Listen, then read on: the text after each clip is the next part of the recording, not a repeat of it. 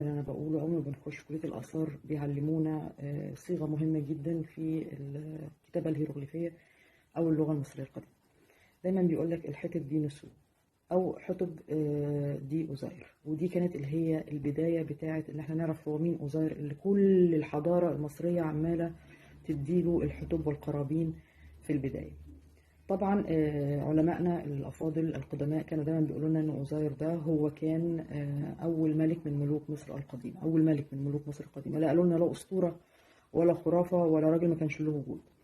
وكانت زوجته هي إيست اللي هي إيزيس باللفظ اللاتيني، وأنجبوا ابنهم اللي هو حور أو حورس اللي هو باللفظ بردك اللاتيني. وهناك نظريات كتيرة بتقول إن هو حورس ده كان الابن الثاني وليس الأول، وكان هناك كتير على طول تلتصق بالذهن للمستمع إن هي دي أسطورة وليس لها حقيقة، فبالتالي يقدر يهدم براحته بعد كده. لكن لما تقول قصص أو قصة يبقى لها جذر حقيقة، وإن الشخصيات دي كانت موجودة فعلا وبيتكلموا عنها. طيب إحنا لما بنتعلمها بنقول إيه؟ الصيغة أهي عبارة عن شكل هرمي. معلش هعملها لكم بالشكل البدائي على أساس إن إحنا نفهم بهدوء الموضوع ده جه منين. شكل هرمي، شكل هرمي خلاص بهذا الشكل اللي هو ده اللي هي علامة دي الردي العطاء، وده بعد كده اللي هو الكرسي العرش اللي هو الخاص بأوزير، ودي العين الخاصة بأوزير، وفوق نفس الشكل. الشكل الهرمي ده ملتصق دايما باسم أوزير منذ بداية الأسرات، يعني من زمان قوي. طيب الشكل الهرمي ده ايه تاني؟ بنلاقي علامة من نفر، هذا الشكل من نفر. هنلاقي هنا في الصورة موجود مدينة منف، وموجود المثلث اللي هو على قاعدة بشكل هرمي في مدينة من نفر. ومن نفر هنا موجود لها اسمين أو شكلين: الجدة إسوت اللي هي اسمها القديم في العصور المبكرة، ووضع لها علامة الهرم في القاعدة اللي هو الكلمة اللي موجودة أسفل الأولى، وموجود طبعا السهم زي ما حضراتكم شايفين الهرم ذو القاعدة. وجدة أسود كانت من المزارات الخمسة المقدسة لدى المصري القديم. وفي نفس الوقت بنجد في من نفر معناها الأثر القديم. ما هو الأثر القديم المقصود به؟ ووضع له هذا المخصص الهرمي مع علامة النوت، يعني مدينة محصنة أو ذات سور دائري يلف حولها. إذا من نفر سواء في العصور المبكرة اللي هي كانت باسم جدة إسود، أو إن هي جت بعد كده في العصور المبكرة وأصبح اسمها من نفر، هي موجود لها مخصص واحد وهو المثلث. وبعد كده بنشوف بيضة النعام اللي موجودة في متحف أسوان من 4400 قبل الميلاد، بتدل على أنه وجود 3 أهرامات بجانب نهر النيل وليس ثعبان وشكل هندسي كما يفسر البعض. وهنا بردك بنرجع للصورة اللي بعدها، بنجد ان هنا الاسم الخاص بأوزير ومرتبط بالشكل الهرمي ان هو العطاء والقربان، وهو بيمثل عطاء العلم الذي وهب لأوزير لبناء هذه الأهرامات قبل الأسرات الرابعة التي رممتها. ثم نأتي بعد ذلك إلى اسم سبدت، ووضع أيضا المثلث الهرمي في العصور المبكرة مما قبل الأسرات، وكانت على بعض الآثار الصغيرة الخاصة بالأمشاط العاجية والخاصة ببطاقات العاجية التي وجدت ما قبل الأسرات، وموجود كلها في الكتاب وفي رسالة الماجستير الخاصة بتميمة النجمة الخماسية، لأن هي كانت ملازمة للنجمة الخماسية اللي هي نجمة البحر الخاصة بعلماء الفلك في ذلك الوقت. كل هذه الشواهد تؤكد أنهم عرفوا الشكل المثلثي والشكل الهرمي بهذا الشكل الذي عرفوه في اللغة باسم مر. مر معناها المصنع أو المشعل أو المكان الذي يوجد فيه تخزين الشيء.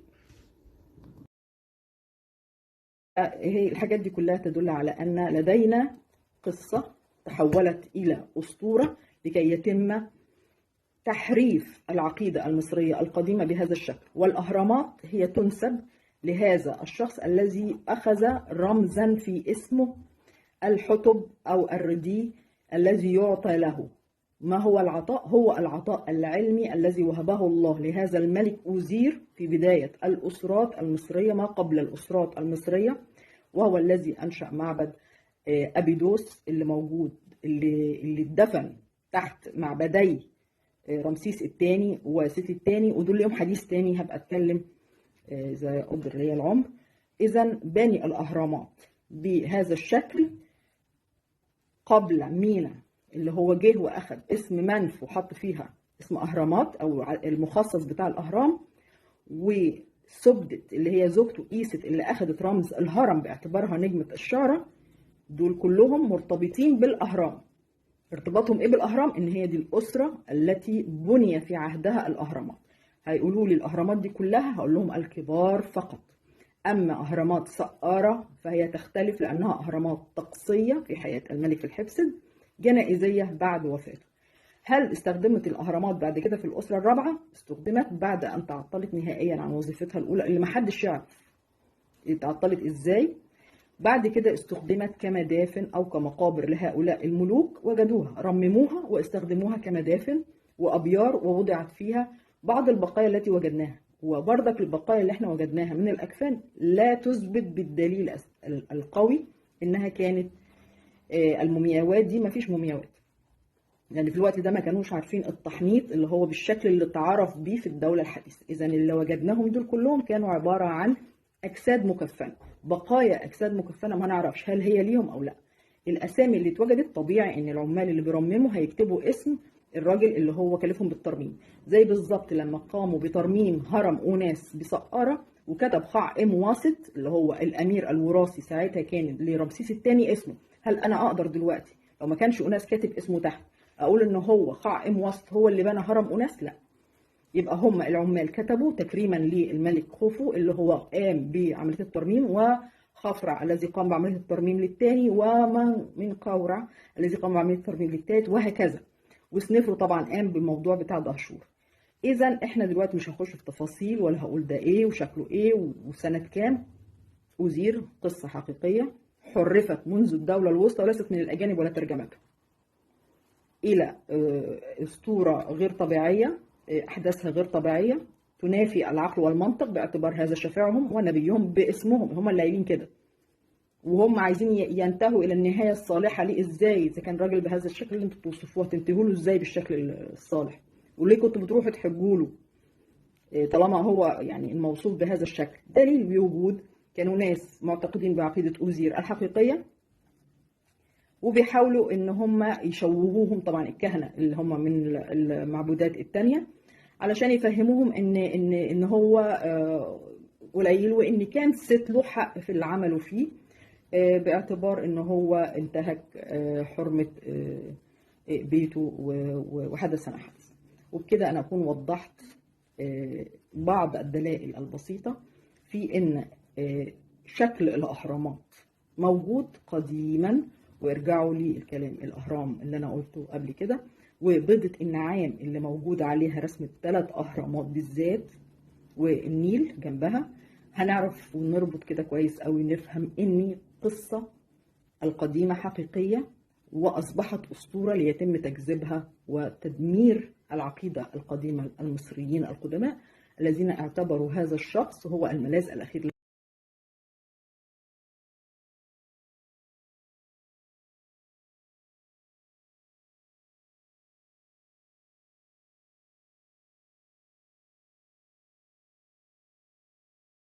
بتاعه هو شخصية حقيقية، أحد ملوك الأسرات الأولى، وزوجته اللي هي إيست.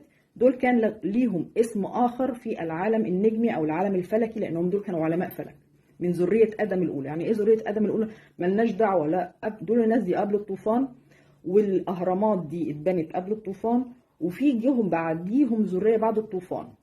خلاص؟ طيب الذرية دي جت منين؟ علماء كتير قالوا، اللي قالوا من الجزيرة العربية، اللي قالوا من الشام، اللي قالوا بدايتهم من أرض طور سيناء. أنا بعتقد زي ما السنة الشريفة بتقول إن سيدنا آدم وذريته أول ما أقاموا في الجزيرة العربية وانتشروا منها. تمام، يعني مش هخش في تفصيلات، أنا مش دي تخصصي. أنا بتكلم على إن الراجل أوزير ده هو أول ملك أو حاكم في مصر القديمة كثالوث، حكموا هو ومراته وبعد كده ابنه. حدث صراع فعلا في متون الأهرام، مذكور الصراع ده باقتلاع عين حورس، وهي تمثل العين اليسرى، وهي تمثل أن العدالة انتهت، لأن العين اليمنى كانت تمثل الشمس اللي هي منطقة الشرق اللي كان يملكها مرع، اللي هو كشمس كان في الوقت ده كان يقدس كظاهرة فلكية، شمس اللي هي بتسبب النماء والحياة للمصريين القدماء في الزرع والحصاد وكل التقويمات بتاعتهم. والقمر كان طبعا مهم جدا بالنسبة لهم بإقامة الشعائر، يعني كأنه بيقول إن اقتلاع عين حورس هي اقتلاع للشريعة، يعني الست ده جه خرب الشريعة بتاعت حورس أو بتاعت أبو حورس. فحينما يسترد حورس عينه بعد كده بعد هذا الصراع المرير، فإنه هو كده حاول يسترد جزء من الشريعة القديمة اللي هي كانت بتاعت أبوه. طب هل هو استردها؟ لا، هو بالفعل ما استردهاش. ليه؟ لأن أنا عندي نصوص قديمة لا تقبل التزييف، ترجمتها صحيحة منذ الدولة الوسطى، بتقول كلام أسطوري عن قصة الحقيقية بتاعت اللي موجودة في متون الأهرام أو سفر الأهرام. خلاص احنا نعتبره ده خلاص سفر ديني، مش متون ولا تعويذ، لأن اللي فيه كله حاجات أصبحت حقيقة مش تخاريف. طيب يبقى الملك هنا لما كان بيقول إن دي قصة في متون الأهرام، بعد كده جم في الدولة الوسطى على طول بإيديهم هما بالكهنة قالوا إيه؟ قالوا لا، ده في أسطورة وحاجات أنا مش هقدر أفسرها حضرتك، وهسيب بقى المصادر بتاعت الأسطورة دي تطلعوا عليها.